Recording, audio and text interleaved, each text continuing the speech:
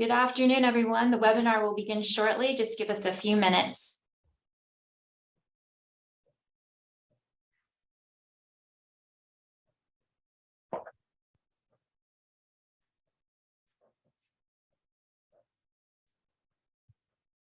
Welcome, everyone. Just give us a few minutes and we'll get started.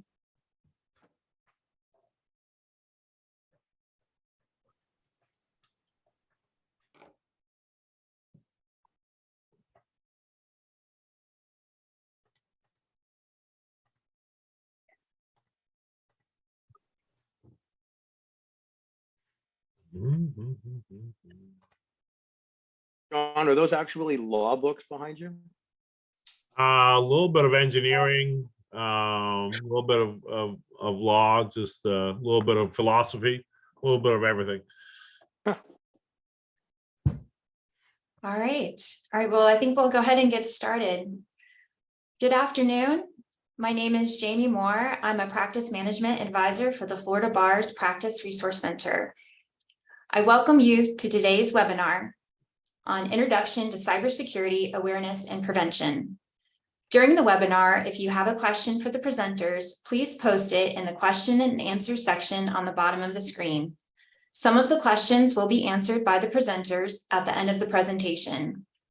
Due to time constraints, there may not be time to answer all of your questions. At the end of the webinar, I will provide everyone with the course number which you will use to self-report your credits in the member portal. Legal Fuel CLE presentations are intended for educational purposes only and do not replace professional judgment. Statements of fact and opinions expressed are those of the presenters individually, and unless expressly stated to the contrary, are not the opinion of the Florida Bar or its committees. The Florida Bar does not endorse or approve and assumes no responsibility for the content, accuracy, or completeness of the information presented. Any feedback should be provided to Legal Fuel Department. At this time, it is my honor to introduce Franklin Zemmel, Stephen Tepler, and John Giacintes. Franklin Zemmel is a partner at Saul Ewing, Arnstein & Lair LLP and graduated from the University of Miami Law School in 1989. He is a certified information privacy professional and his practice includes privacy and cybersecurity law, religious land use and First Amendment law, complex business litigation, and appellate law. Franklin represents large and small businesses, manufacturers, and religious entities in South Florida and has several significant reported cases. In addition to his state bar admissions, Franklin is admitted to practice in U.S. district courts in the Southern and Middle Districts of Florida, the Southern District of New York, and Western District of Michigan. Stephen Tepler is of counsel to Mandelbaum Barrett and leads the firm's cybersecurity and privacy practice. Stephen focuses his practice on proactive, preventative, and remedial cybersecurity and privacy work for clients, as well as advising on potential class action and mass tort liability arising from security vulnerabilities and code defects in technology-enabled devices and services. Stephen is an ISACA certified data privacy solutions engineer and teaches electronic discovery and cybersecurity law at Nova Southeastern Shepherd Broad School of Law. John Giacintes is the president of CyberActa, a boutique consultancy empowering medical device, digital health, and pharmaceutical companies in the regulatory, cybersecurity, privacy, data, and commercialization endeavors. With deep regulatory and technology background, a broad range of experience over a 27-year career, and a sharp focus on tackling emerging risks, John affords his clients with strategic yet pragmatic perspectives on addressing critical risks in a business-focused and impactful manner. He holds a Bachelor of Science degree from Clark University, a Juris Doctor from the University of New Hampshire School of Law, and a Master of Engineering in Cybersecurity Policy and Compliance from the George Washington University. Thank you, Franklin, Stephen, and John, for presenting today. I'd like to turn it over to you. All right, good afternoon, everyone. First, I want to say thank you to the Florida Bar and its staff, including Terry Hill and Jamie Moore. Special thank you also to Kevin Johnson, who is the chair of the Standing Committee on Technology for the Florida Bar. Those things that you see behind my friend John, those are called books. They're very quaint and arcane, but it's good to see those. And yes, behind my good friend Steve Teller, that is in fact a lava lamp. So when you see Steve or you see John at the Florida Bar Conference, it's like you're the guy with the lava lamp, right? You're the guy with the book. All right, so this is the first of a three-part series raising awareness for our Florida Bar on the extraordinary risks associated with cybersecurity in general, in particular, why we lawyers find ourselves as essentially the prime target for these attacks. So imagine you come to work tomorrow and your entire system is shut down. But worse, your client's sensitive data has been stolen, and your client's data is being readied to be published to the general public. Mhm. Your trust account has been compromised. If you pay the ransom, you may very well commit a crime. You may very well violate the Trading with the Enemy Act, and you might receive a visit with the guys with the shiny badges. If you do pay, then if you don't pay, then you obviously run the risk. Your reputation for maintaining client confidences will be ruined.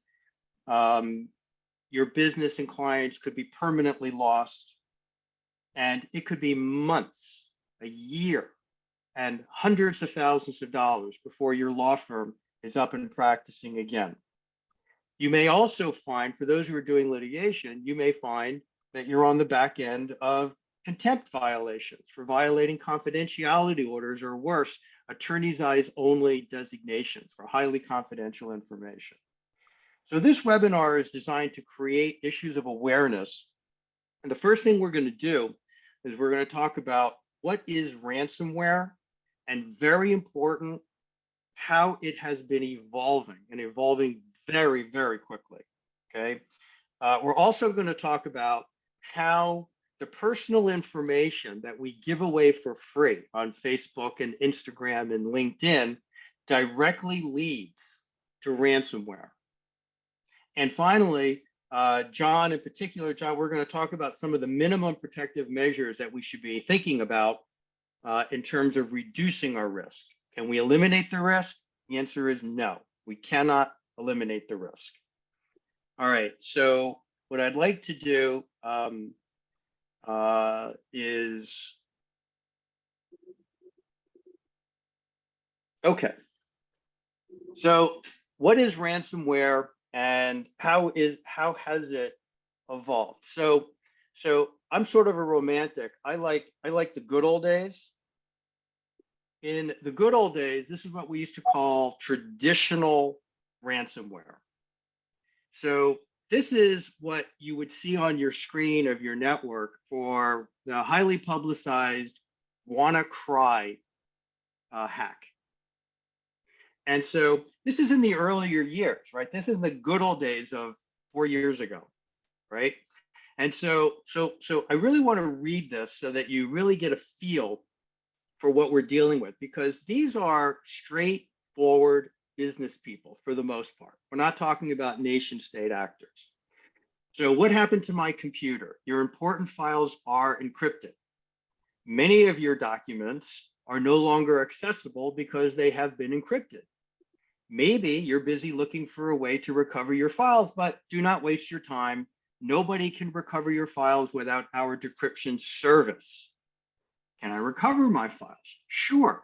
We guarantee that you can recover all of your files safely and easily, but you have not so enough time.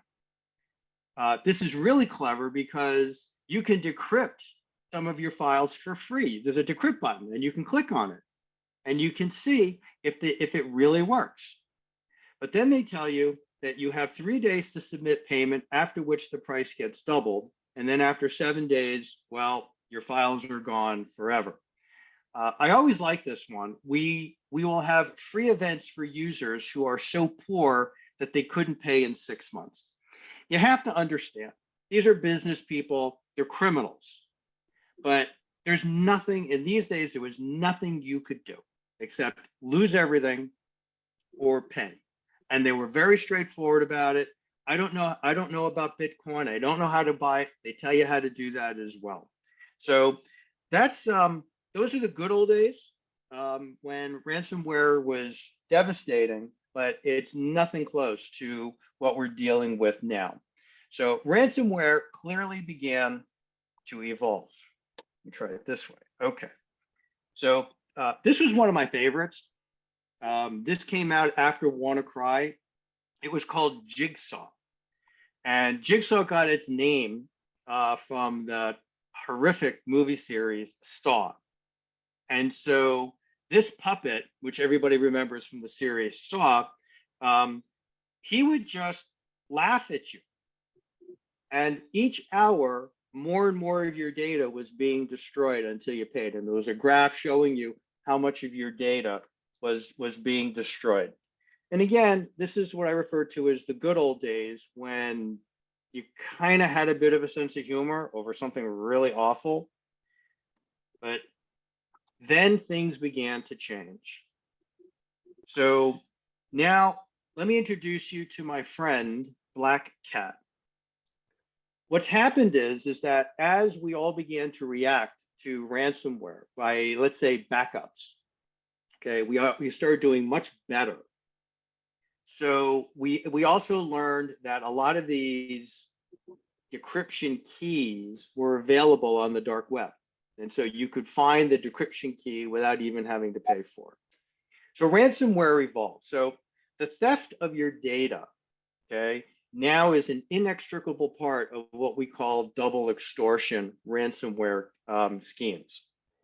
What you need to appreciate is that these ransomware products are sold as a subscription service called ransomware as a service.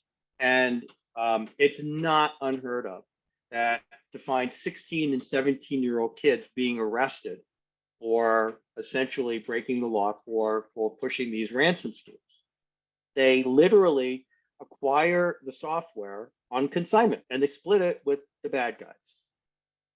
So Black Cat was introduced to the market in November of 2021, but 2 months ago, Black Cat received major upgrades. So as an example, what Black Cat does now is it limits the types of files that it's going to steal or exfiltrate. So it goes after your PDFs, your Word documents, your entire PST file, which is your Microsoft mail folders, goes after your spreadsheets.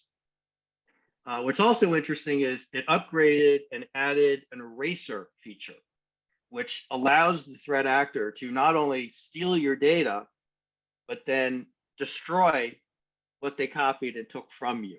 So you don't even have that anymore. And what's really nice about this is they've also added a self-destruct feature so that if it's searched for, it can self-delete and quit. It's really pretty sophisticated stuff. So what is double extortion? So double extortion is the combination of we've kidnapped your data and you have to pay a ransom to get it back, combined with additional features now, additional threats that make it more and more painful if you don't pay. So I think everybody's heard of Colonial Pipeline. So Colonial Pipeline is one of the largest vital oil pipelines in the United States. It began 60 years ago, and it moves oil from Gulf of Mexico to the Northeast. There's 5,000 miles of pipeline. Colonial Pipeline hack is the largest publicly disclosed cyber attack on US infrastructure. And I say publicly disclosed, and I know that Steve and John are going to be talking about this quite a bit, that not everybody reports these things. So when you see data being reported, that's only what's been publicly reported. So Colonial paid a $4.4 million ransom the next day. That's how desperate they were. And the president of the United States declared a state of emergency over how Colonial Pipeline was shut down. But it started with a hack that stole 100 gigs of Colonial Pipeline's files and threatened to go public with the data. So Colonial Pipeline had no choice, in their view, but to pay the extortion. Triple extortion. What is that? Triple extortion is yet another evolution. And this is where law firms are finding themselves really stuck in a bind. Triple extortion says, you need to pay us a ransom if you want your files back. But oh, by the way, we are going to publish your client's data in public.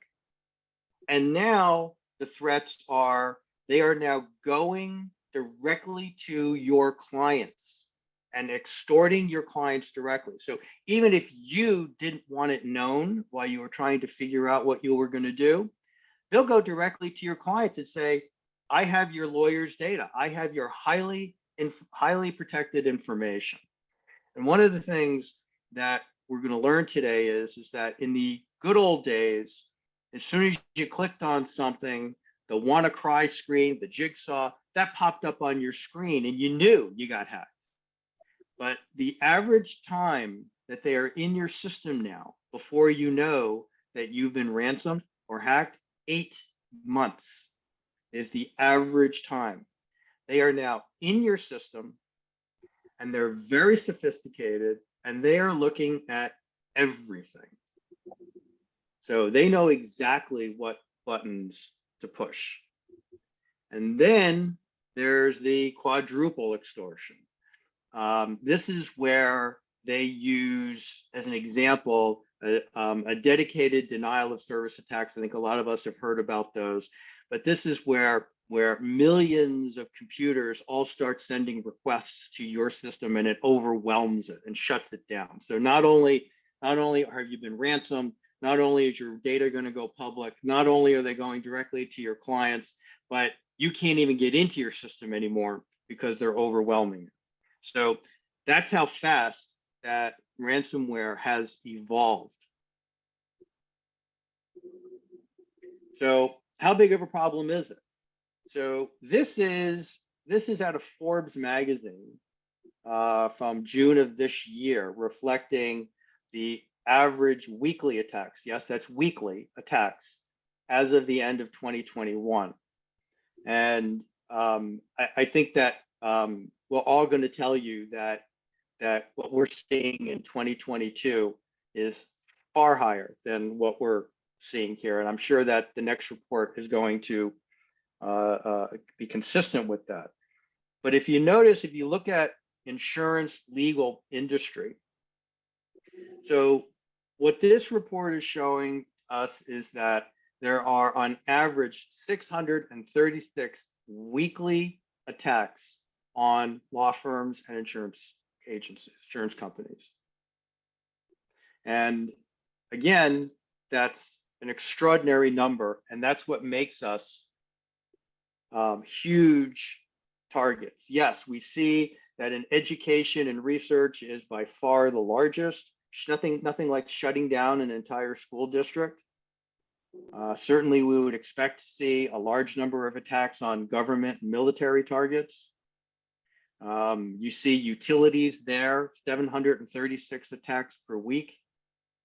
And but clearly, we're going to see legal move up that list in my view. So the targeting trends are law firms. And we are targeting trends because of the unique position that we are in. And I know exactly what you're thinking. No one would attack my law firm, right? It's exactly what you're thinking. Well, I'm going to tell you why you're wrong. The ABA has been publishing their cybersecurity report for the last few years. And this is the result of the 2021 ABA cybersecurity report. Now, remember, the data that we're seeing is from law firms who responded to the data that was being requested, the survey. So we have every reason to believe that these numbers are woefully underreported. But I wanted to draw your attention to a couple of these numbers. First of all, 25% of the law firms reported a security breach at some time. Now, that doesn't mean 25% of law firms were breached in the year 2021. It means of all of the law firms that were responding to the report, that 25% reported a security breach. How does that break itself down? So law firms of solos and firms of 9 lawyers or less, 17% of law firms of that size reported a security breach. And before you think, well, that's such a small number, I just want to put it in context for you. 17% is the exact same odds you get if you play Russian roulette. Just wanted you to realize, right? 17% may not sound like a big number, but if you're playing for something important, 17% is huge. 35% of firms from 10 to 49 lawyers, 46% with lawyers of 50 to 99. And then an interesting trend here is 35% of lawyers 100 or more. And that's really a function of the larger law firms with greater resources hardening down their systems, making them harder to break into, but far from completely perfect in every way. So you could see that the target is going to be the law firms that are smaller. The statistic here that really concerned me more than anything here isn't how many law firms know whether they've had a security breach. It's this 20% that said they didn't even know if they've been breached or not.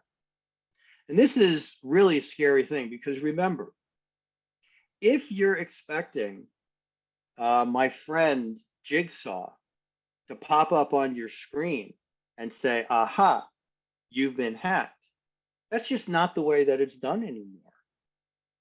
They're in your system for months before you even know about it. So if you don't know that you've been breached, that's really a scary number. All right, so now that we've talked about what ransomware is and how it's evolved, the focus here today is why are law firms such a target? And we've talked about that just a little bit, right? As we've said, the average intrusion is 8 months.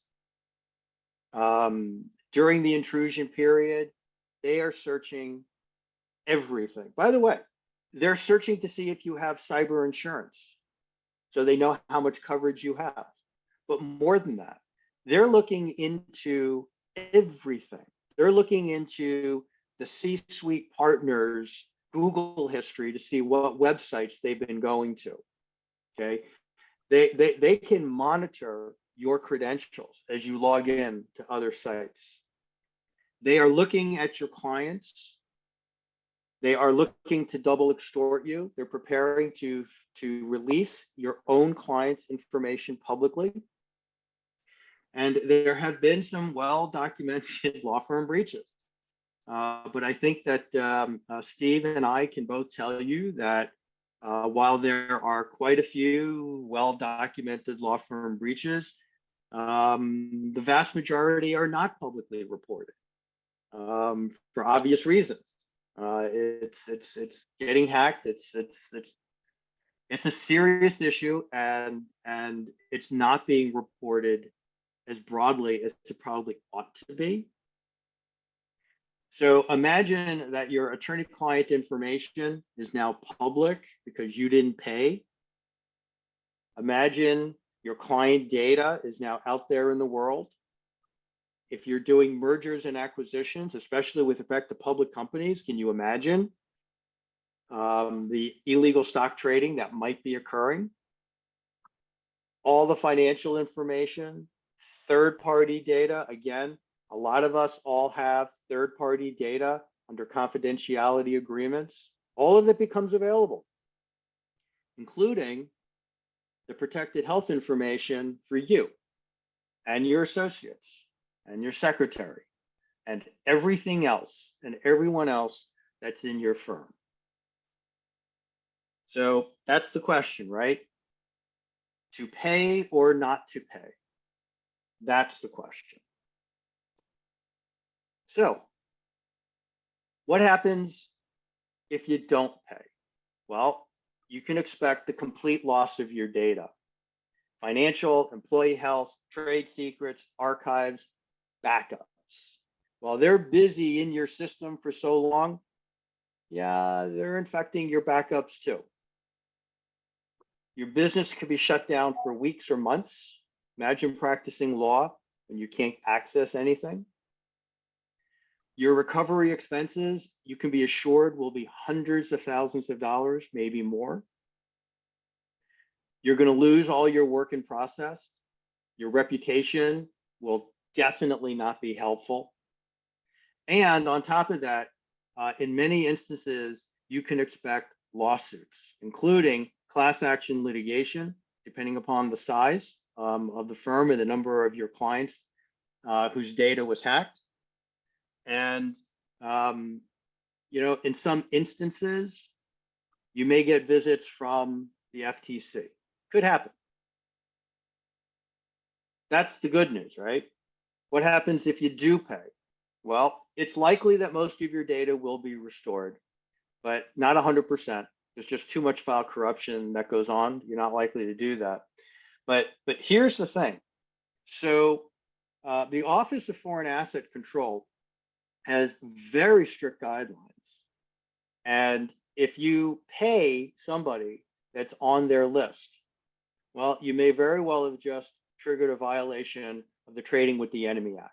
And the guys with the shiny badges will come and find you. This is especially so since last year, the US government updated its guidance that now requires all financial institutions, and I don't mean just traditional banks, all financial institutions now are required to monitor and report suspicious activity such as ransomware payments.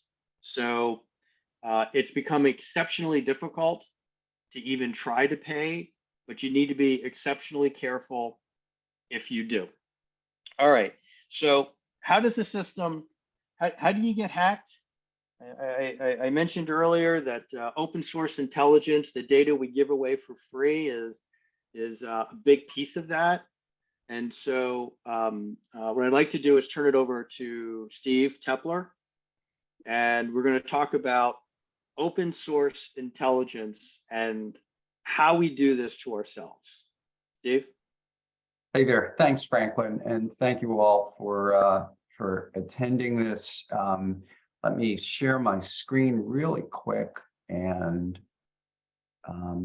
while Franklin was speaking, I added one or two items just as a reprise of what he was speaking about, but also to emphasize the currency, the topicalness, the topicality of this subject that we raised today. So hold on a minute. Let me go full screen. Oops. So I don't know if anybody's ever seen one of these before, but I received this back in March of 2022. As it turns out, my co-counsel apparently had a data breach. It was not my client, my origination client, thankfully, and this law firm took care of notification, but I was notified because it was my personal information, my email as well, that was included in the security notification, in the breach notification letter. This is a letter you never want to send out, ever. And it's unfortunate, but this is, even if you don't report it, you may have a reporting obligation under law to do so. All right, who's been attacked? You may recognize some of these names. Some of these names you might not, but the first three are very, very, very large firms, and these were publicly disclosed. So again, to reprise what Franklin said, paying the ransom, not paying the ransom, there are pluses and minuses to both. But remember, you may have to report, regardless whether you pay the ransom or not, if there's been an intrusion. And under Florida law, even if there's been an intrusion, but not a, not an exit of information, we call it an exfiltration. Even if information has been stolen, very intrusion will trigger your breach notification under Florida law. So ethically, what are we challenged with? Competence, diligence, confidentiality, respect for the rights of third persons, and supervisory responsibilities. All right, we're kind of managed service providers. So just keep that in mind. So apart from that, let's talk about open source intelligence now. So open source intelligence is both a shield and a sword. It's a sword for hackers. It's a shield for potential victims, like law firms, like lawyers. It's basically taking publicly available information and using this to analyze what's happening. What's going on. What do we look at to see whether or not there's something that might trigger our antenna to look at potential problems that might involve cybersecurity for our firm or for you personally. This is not, open source intelligence is not governed by, regulated by, or otherwise supervised by the US government, although the US government uses open source intelligence as well as its own quote unquote government intelligence services to gather information. And in fact, open source intelligence can be as simple as somebody's Facebook profile, their public profile, their social media profiles, news on the internet, looking at Twitter feeds, at Quora if people are asking about stuff, Reddit, you name it. These are sources of information and analysis that you can gather. In the good old days, we used to call this big data. All right, but it's basically information that can be gleaned from any source, and it's systematized, it's processed in a meaningful way to permit the analysis of publicly available information. Why is this important? I'm sounding like a techie. I don't mean to. And as a rule, as Franklin will probably agree, I'm usually, both attorneys and technologists typically want to stay away from me, because I speak both languages, and it's very hard to, techies don't appreciate lawyers as a rule, and lawyers are somewhat suspicious. John, I'm sure you've had the same experience on this, but if you sprinkle the military on top of it, that makes it even harder. So here we are. This is used by hackers. What do? They spoof companies' email or websites. How do they do it? They'll use Cyrillic language or Cyrillic characters to make it look like a letter that's an English letter, but it's really not. So even though it might read like company.us, that Y might be a Cyrillic letter that is not in English, in the English alphabet, but nonetheless, you'll read it as company.com, and you'll wind up clicking on it, or somebody within the company, if there's a spoofed email, will wind up clicking on it. So you create an employee's name because, and how do you find out employees? LinkedIn, you do any one of a number of searches and you can find, company profiles. Who's our leadership team on the web? Gee, that's easy enough. We even have their email. In many, many instances, it's not a firm-wide info it'll be contact him directly at blank at company.com. All right. Then the social engineering begins. Franklin mentioned that this takes months and months. There's a reason that these threat actors lie in wait for you for months. And that's because they're gathering information. They're using open source intelligence to find out what your company, what your firm is all about. They'll use your speech patterns. They'll use any one of a number of social engineering techniques to try and invade and attack. All right. And then once they get the target, they establish trust through a business proposal, schedule a meeting, anything that you can send to make somebody click on something will do the trick. All right. Either do the trick or visit the website, doesn't make a difference, or open up an attachment. Invoices. Lawyers are peculiarly adept at collecting money, right, from clients. And what do? We send out invoices, right? But what about people who send us invoices? Or what about a client who'll send us, a spoof client who'll send us a remittance that says, I've sent you $10,000. Please confirm by clicking the below attachment. What do? Once that happens, the fun begins. They start infiltrating your system, as Franklin mentioned, and they just gather information. Now, is it open source? No, but it's using open source information to effectuate the hack. It's also a cybersecurity investigative tool, right? It allows us, potential victims, and that means lawyers as well, because we are what we call low-hanging fruit in a target-rich environment. We can find out who's the initiator of a potential cyber attack, who's nibbling at the edges of our network. Why are they nibbling at the edges of our network? Where is it coming from? What might be his or her motives? Is it political? Is it a state-sponsored cyber attacker? Is it just organized crime? I don't think there's too much of a difference at this point because of what's happening out in the world. How is it organized? Are they trying to create a distributed denial of service? They're trying to block people from accessing our website, block people from using our website, customers from accessing our website and engaging in commerce, or blocking our website so that our clients can't reach us. What do you do about that? I mean, what provisions do you have as attorneys for alternative methods of communication in case your website or your email has been compromised or taken down?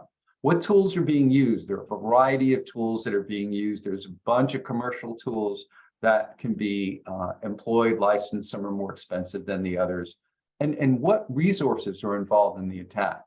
Typically, even smaller attackers, smaller cyber criminals can, as Franklin says, they operate on a franchise system. They rent malware from a very, very large cyber attacker superstore. And for a cut of the proceeds, they are able to use for a certain period of time the very, very sophisticated attack tools, right? So you want to know what kind of resources are involved in the attack. What are they trying to attack, right? How do we find this out? We find this out through looking, through seeing whether or not other organizations are also being attacked. You can do searches online and do that. Many states, New Jersey's one of them I know, has a central information center where you can find out and get alerts for what is the latest threat that's percolating throughout the internet and who is being targeted for that, right? And what events accompany cyber attacks? What are they looking to do? What is the objective, right? So open source legally gathers information. None of this is contraband. None of this, unless you visit a contraband website on the darknet. Open source threat intelligence gathers this stuff legitimately through websites, blogs, online communities, books, digital books, public speeches, conferences, images, social media. Conferences are great ways to find out what's happening. People love to talk about what's going on. Check your LinkedIn, right? LinkedIn, more people say, hey, my boss is on vacation this week in the Barbados because he got a great bonus from the CEO, et cetera, et cetera, et cetera. The next week, what'll happen? Well, while your boss is on vacation, you're going to get an email reportedly from your boss saying, pay $10,000 to this client who's been waiting to be paid for months and months. Images, social media, all of this stuff is useful for threat intelligence. So what are the benefits of using open source intelligence?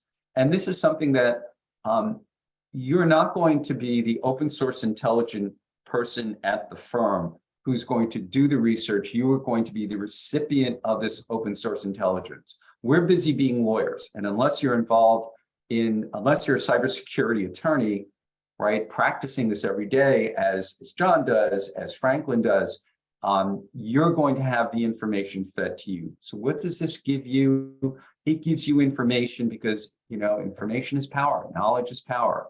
Ask the questions, you get information support. It's current. This information, open source information, typically is very, very, very current, right? By using OSINT tools, you can simplify the data collection. Again, you're not going to be doing the one to do it, but you will have some provider, whether it's a vendor or someone who's dedicated within the firm in IT to do this. It's efficient, you get quality information, it's clear, it's usable, and generally it's not, it won't cost an arm and a leg. So what's the benefit to attorneys? And I'll close with this. It enables collection, analysis, and an ability to really look at something in 3D of the information, identify potential threats as well as threats in motion. You see the wave coming, it's aimed at you because you've gotten little nibbles. This is something that you can use to help shore up whatever is being attacked. You can improve your incident response. We call it IR. John will talk a lot more about that, and develop a complete picture of potential and ongoing cyber attacks with the hope that you can anticipate future intrusions, future breaches. It's going to happen. We just got another phishing, campaign against my firm this morning from our CEO. And it's easy. We sent out an alert. Are you in the office today?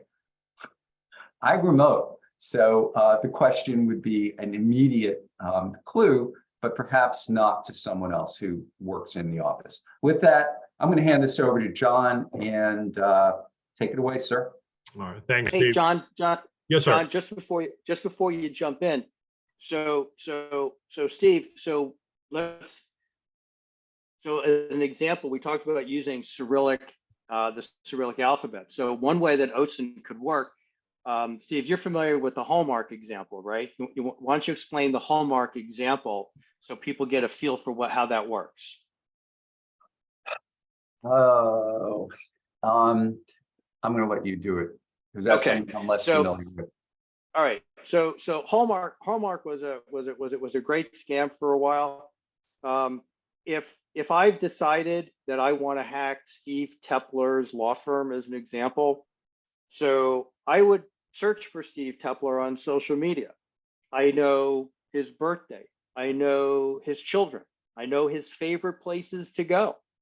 I know if he likes to take photos of everything he eats, whether he just was at Starbucks 5 minutes ago.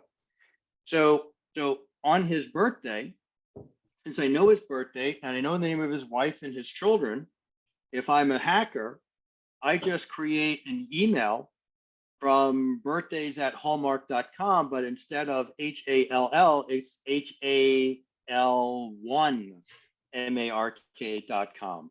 Or it could be a completely fake one, is birthdays.hallmark.com. It looks real. And of course, it's your birthday, Steve.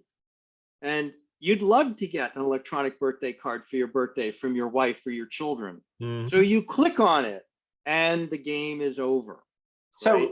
So we're looking at, first of all, nobody ever wishes me a happy birthday. No wonder I wasn't aware of it. But putting out your birthday, I mean, people wishing you happy birthday on publicly available internet means is really not a good idea. Happy birthday to blank, full name, know where you work, whatever.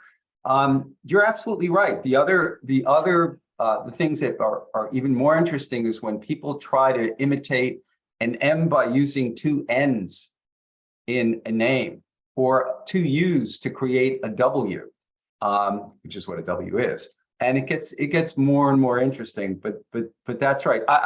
Frankly, I'm going to make sure that people send me birthday cards now. I feel so lonely.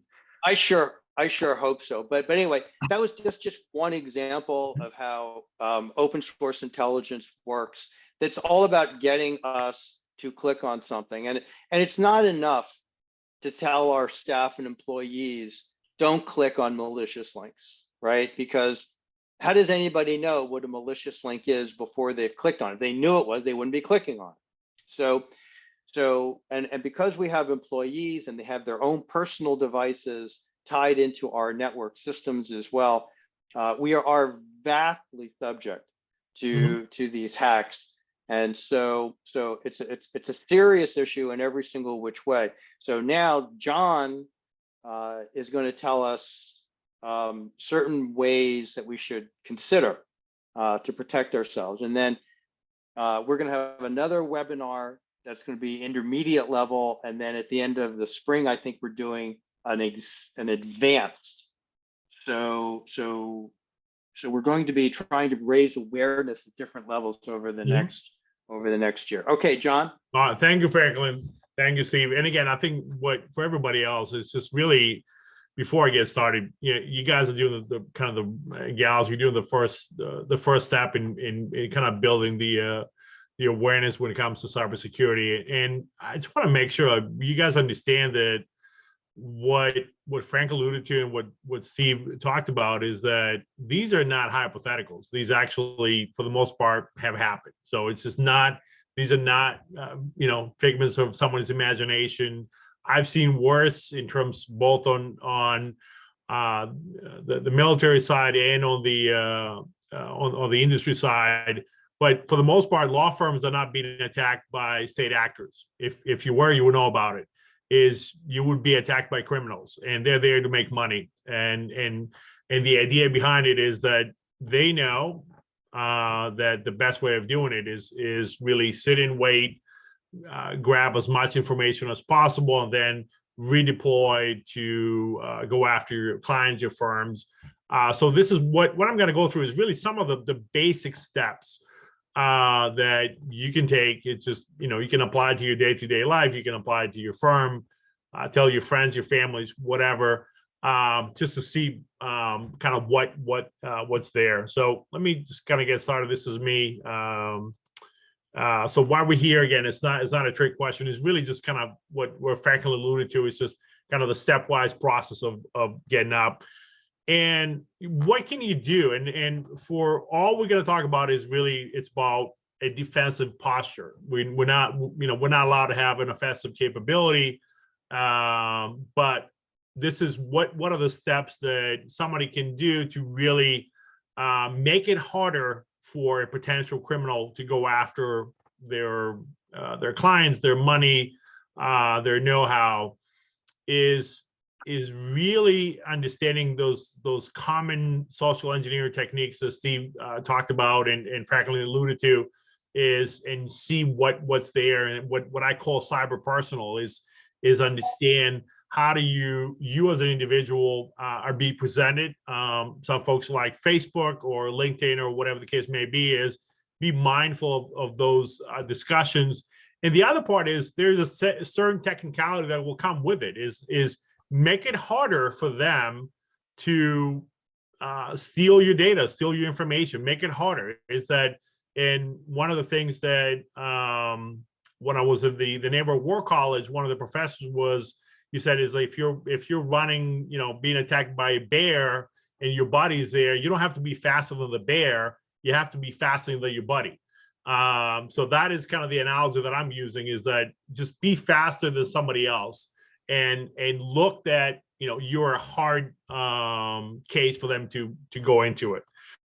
So cyber personal, really, and awareness and training, most of them take place because of social engineering techniques. Just think about what you do, how you do it, and from a training deployment is what do we do in terms of using, let's say public Wi-Fi in a restaurant? Do we use, what's our password policy or practice? Do we have Do we still have sticky notes in the office, or do we have those elements in place to make sure that from an awareness standpoint, we know what a potential attack looks like, and then from a training is we know what to do if indeed there is something like an attack coming after our data sets. Generally, what I try to teach, and this is to CEOs all the way down to entry-level folks in an organization, is that just be mindful of the messages that you receive, whether it's going to be by email, SMS, instant messaging like Slack. Is anybody that, obviously, again, this may be basics, but I just want to kind of capture that. Anything that comes in from unknown users that you have not requested. So just be mindful of that. If you don't know me and you get an email from me or a text message from me, it's more likely than not is there's something fishy going on. Just avoid that. Make sure you check, even if you get an email from a contact. Let's say Franklin emails you, but Franklin is with a person that you haven't interacted before. Just be mindful of that activity, because they may be something behind that. Again, especially for attorneys, be mindful of attachments. And to me, it's like anything that of a certain size. If someone's going to deploy a payload to my phone or to my computer, the bigger the size, the more likelihood there's going to be an operating file. So we want to make sure we have that. Make sure that you have those practices embedded into your kind of day-to-day activity. From a technical standpoint, and I'm going to go through it just to really remind you of that, is it's time to get with really the times. And Franklin did a great job with this old lady in the window. Is we have to invest in the minimal time that will take to do the updates to our operating system, to our, hopefully everybody's using a virus checker or scanner in our computer, in our phone, and really just kind of have that the technical know-how up to par. And most of the providers, they give me that for free. So it's not something that's predicated on cost. But Franklin, you want to talk briefly about the front sale in Mimecast? Yeah, that's referring to it should be a front gate, but there are some relatively inexpensive technical tools. Mimecast is one of them. I'm not advocating; it's not a commercial for them, but it's just one of the many. And so when your team, any member of your team, clicks on a link, it first is checked by Mimecast against its constantly growing database.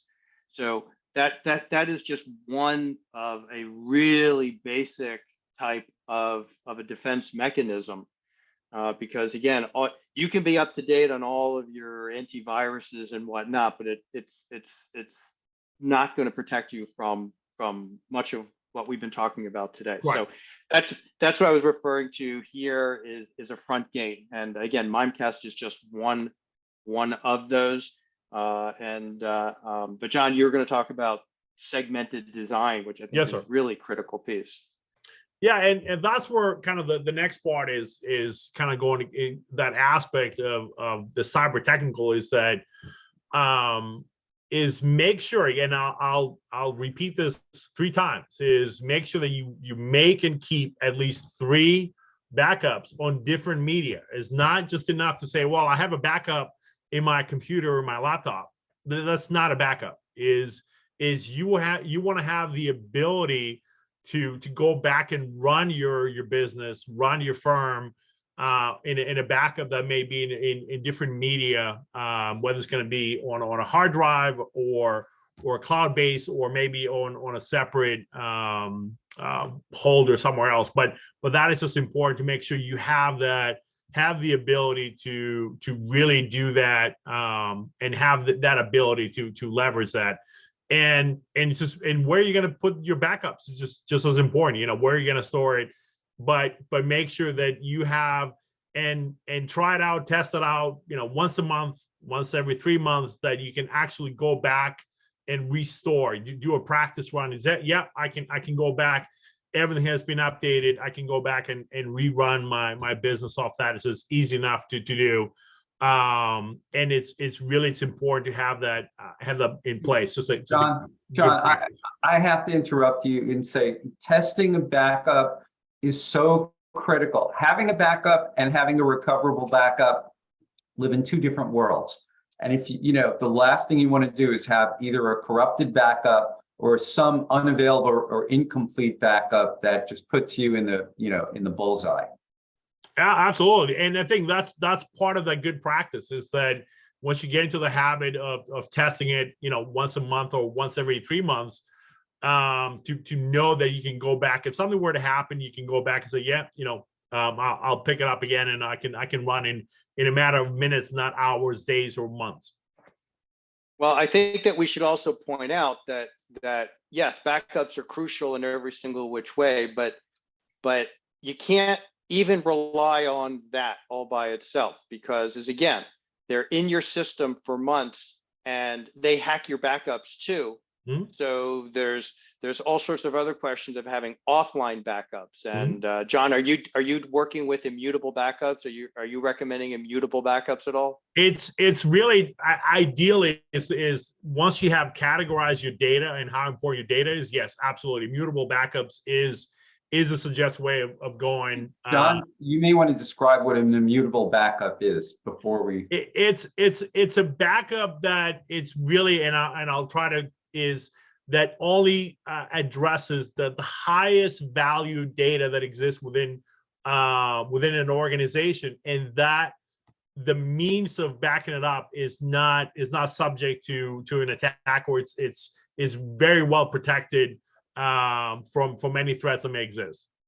I would call it like a last good backup, meaning a last backup that you know or have reasonable comfort is not infected or may not be infected. And that's really important. Yeah, that goes into almost like the fourth line of defense, but this, now we're going into being resilient and not just secure. So we're talking about kind of the second and the third line of the webinar, is like building that resiliency in how do we operate. This becomes part of that teaching that when we talk about with the CEOs and board, you know, at the board level, that we're trying to teach them that this is an attitude. Security, you know, cybersecurity is about an attitude. It's not it's kind of the mindset of how you operate and how well you incorporate that into your day-to-day activities.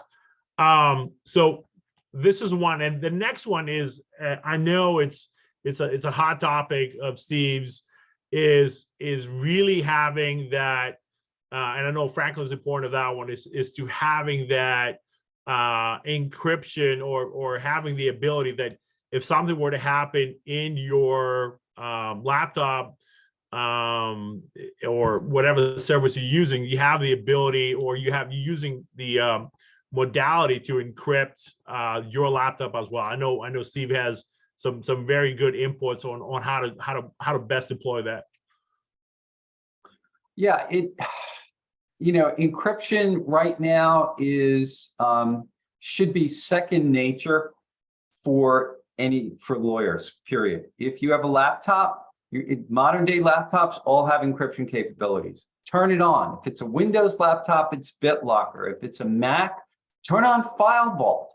Very simple. You know, go into the little Apple thingy, system preferences, turn on File Vault. It'll encrypt your hard drive on the fly. You won't even notice a decrease in performance. You know, if you're communicating, typically there are so many ways to protect your information in transit. You know, you can use a virtual private network. You can encrypt the information that you're sending before you send it out, and send your recipient a decryption code for, you know, when they receive it. You can use a document management program. Document management programs We use one at the firm where we can actually share very, very confidential information with a client where they don't have to go through the encryption, decryption routine, and it's just easy. But for, and by the way, you should encrypt your backups as well. Because if your backup gets, gets intruded upon, that information will be available. So encryption is important. Not only important, it should be part of your client confidence protection toolkit. Right. So the whole point of this is that this is not static, so that as we all react and harden down our systems, the threat actors are finding new ways to invade the system. So I think that I understand, because we're all so busy practicing, we don't have the time to do this ourselves, right? The larger firms have the budgets for their own on-site CISOs and security officers. Not everybody does, but one of the things that I think that people should think about is a pre-incident analysis or review. And there are many vendors who can come in and assess your system and point out some of the risks. And I think it's really eye-opening. An advantage of retaining counsel in that pre-incident analysis is the ability to cloak it with attorney-client privilege and work product. You should understand that after there's been an incident, there are a lot of courts who have held that when that post-incident analyses, even when done by lawyers, are not guaranteed to be considered work product or privilege. It's just I will tell you from litigation experience, having prevailed in motions to compel, I've gotten those reports from Mandiant or FireEye or whomever. So frankly, you're absolutely correct on that. Important, even for attorneys, is to have counsel there to cloak that information with attorney-client privilege, so that at the very least, if you remediate it prior to an incident, you do have some protection. All right. So Jamie, I think that wraps up our basic webinar. Again, this was just an introduction to ransomware and just basic minimum things to think about on the defensive side. It's so much more complicated and so much more in depth, which is why we're going to be doing 3 of these. And so many questions that may be asked, I'm sure we're going to be dealing with in the second and third. But Jamie, let's just turn it back to you. Okay, great. Well, thank you. We do have some questions.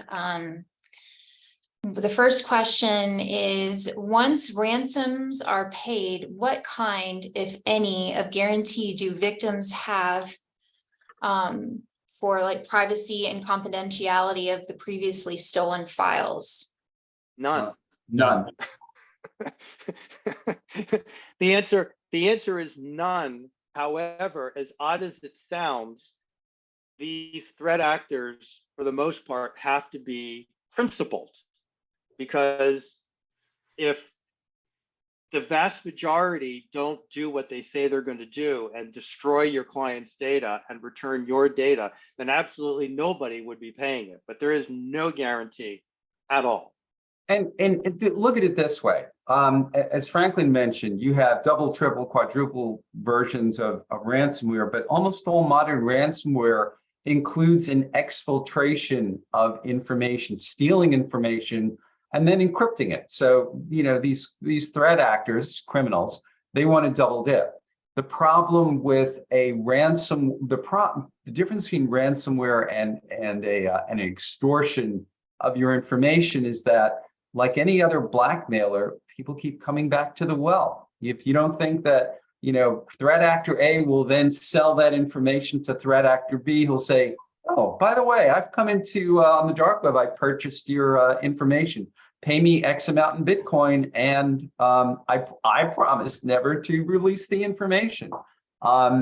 you might have, the reason you want good backups is that so when you get hit with ransomware, and I use the word when because there's always a greater than zero chance that it'll happen.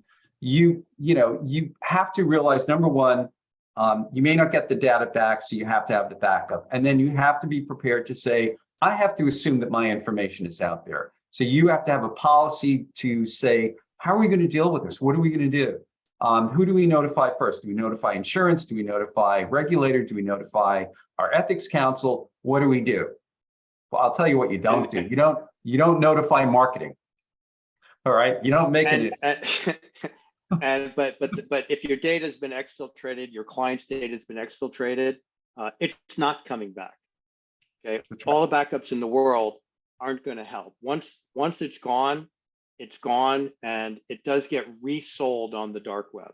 Jamie, next question. And before, one last point is that just for folks to remember is that it's not always one actor that will do that. If the word is going to spread out that you're vulnerable, you might have more than one going after you.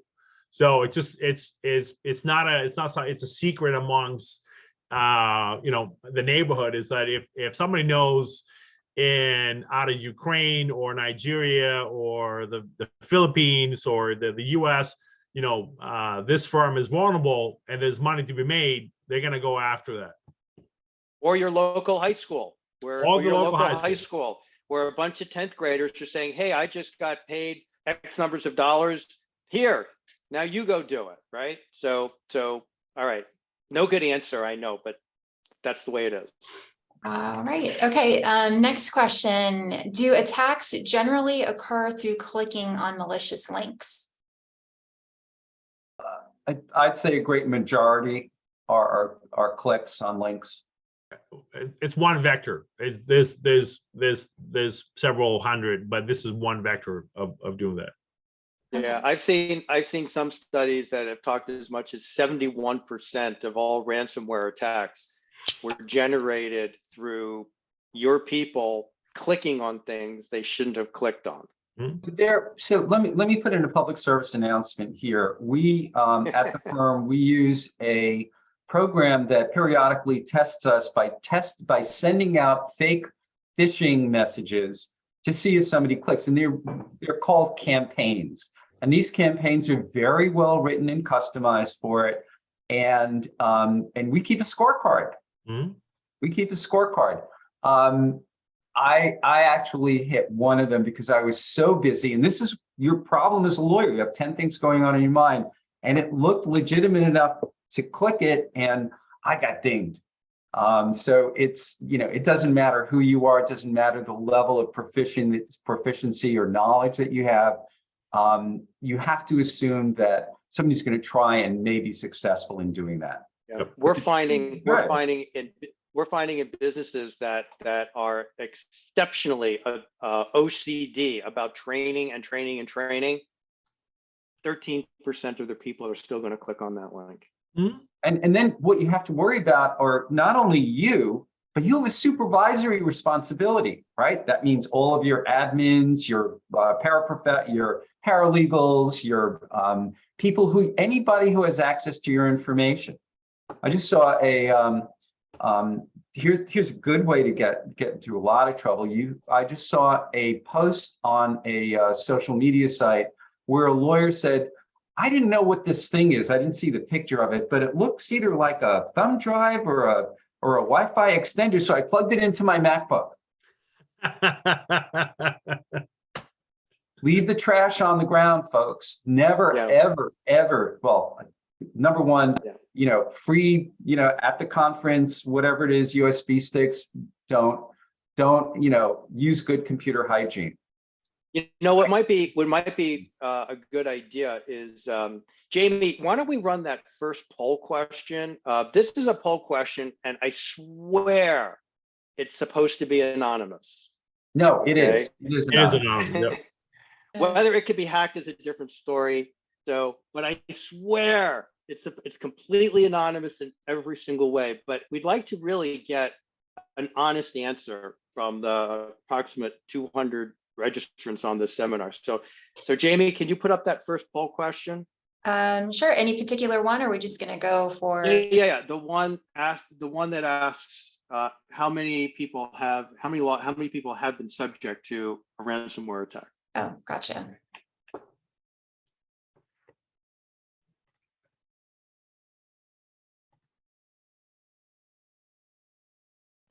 Oh, wow. We're All right, getting so- good response here, and I'm gonna go ahead and still getting some answers. I'll close it in just a moment. Sure. Okay, and gonna go ahead and end the poll and share the results. 20%, they're not sure. There it Yep. is. 62%. Yeah, that's right. It's concerning. And you know what? It's a dynamic number. The number increases over time. Mhm. You know, it's not a per year, it's ever. You know, Jamie, there are some questions that I'm seeing on chat on Q&A that maybe we want to address as well. Yes, especially this one, because I think this is something that a lot of people use. It's how safe is it to use the hotspot on your cell phone? Oh my goodness. Who's Okay, hotspot? Steve. Yeah, well, it depends on whether or not you're using your cell phone's Wi-Fi, which is generally protected, or whether you're going to an airport and using publicly available Wi-Fi, which is problematic because these networks are never protected. So you have to be really careful. And more than that, anybody can replicate a Wi-Fi system, right? So you go to the airport and it says free airport Wi-Fi. Well, that may not be anything other than a threat actor who's just begging for you to log into his Wi-Fi system, and then he'll track your credentials. Yep. So when you're on any kind of a public Wi-Fi, you should never, ever, ever should you be actually typing in your credentials to anything. Well, similar to that, frankly, I mean, it's, you know, and again, depending on the individuals, is obviously I'm hoping that folks are not charging their phones, their laptops with a USB cable in a restaurant or cafe, Starbucks, airport, pick one. I mean, that is just something that Use a power bank. Use a power bank, plug it into the wall. Let me answer one quick question. I think that Franklin also can chime in. Getting a credential, a privacy credential, either a CIPP or a CDPSC, these are competing organizations that provide them, is very helpful because you have to learn a lot. And credentialing, even though we have as lawyers, we can practice in any area pretty much. Having that certification says that you've taken extra steps to become at least familiar enough to ask the right questions when your clients ask you about privacy or security. And there's a CLE requirement to maintain the certification as well. Oh, yeah. I'm sorry, I need to jump in here because we're running out of time. So I wanted to go ahead and share my screen with everyone. Thank you all for attending today's webinar. The course number for the webinar is 6644. Again, that's 6644. This webinar has been approved by the Florida Bar Continuing Legal Education Department for 1.5 hours of General CLE credit, including 1.5 hours of Technology CLE credit. Thank you all so much for presenting. This was great information. Really appreciate it. Thank you very much. Yeah, thank you. And thank you all for attending. And this concludes our webinar for today. Thank you. Thank you, Jamie. Thanks, everybody. Thank you.